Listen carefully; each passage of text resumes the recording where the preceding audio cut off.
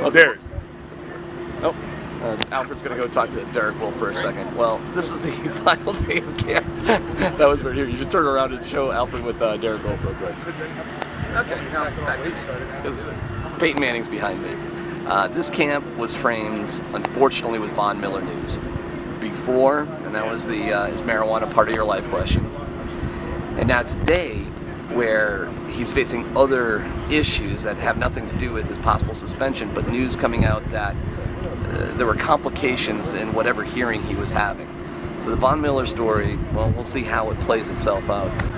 That's kind of a bummer way to sort of frame what was overall a great camp for the Broncos. Also, bad news today as C.J. Anderson goes out with what looked like to be a pretty serious knee injury. He was carted off. So the fastness of camp, where you come and where you go. But ultimately for the Broncos this year, it rides on that guy right there, number 18. And he did go down today in a Nate Solder, Tom Brady sort of moment, but he was fine. What happens the rest of the way, who knows? But for training camp, this is the final day. Keeping tabs of Von, C.J. Anderson out, Peyton Manning stronger, just as effective.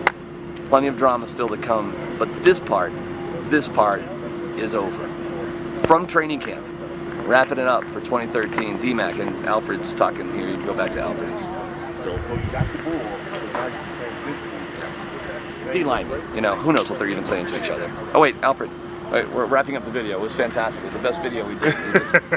Any final thoughts on camp here? Well, I'll tell you what, it's been some surprises this year, and the one surprise that I've seen, of course, was C.J. Anderson. Bummer. And he went down today, and I guess the story of the camp this year is Duke Iheanacho. The progression that he's made, the ability to transform himself into a starter in this league after being an undrafted kid. I'm starting to see more activity out of the defensive line since they made the exchange of Knighton out of the starting lineup. And the offensive line, as far as depth goes, we may have some issues. But I think they can be fixed and solved with Chris Cooper coming back in. We just have to be a solid unit with the number ones and hope for nothing bad. Defensive line is solid, nothing great in the interior. On the edges, I think we can be good. Linebackers are very good. They can be great. The secondary is very good. They can be great. The wide receivers are great. The quarterback is fantastic. Once again, the running back position. Special teams. Let's finish the running back. Sorry. The running back position with the Denver Broncos is their weakest source of explosion.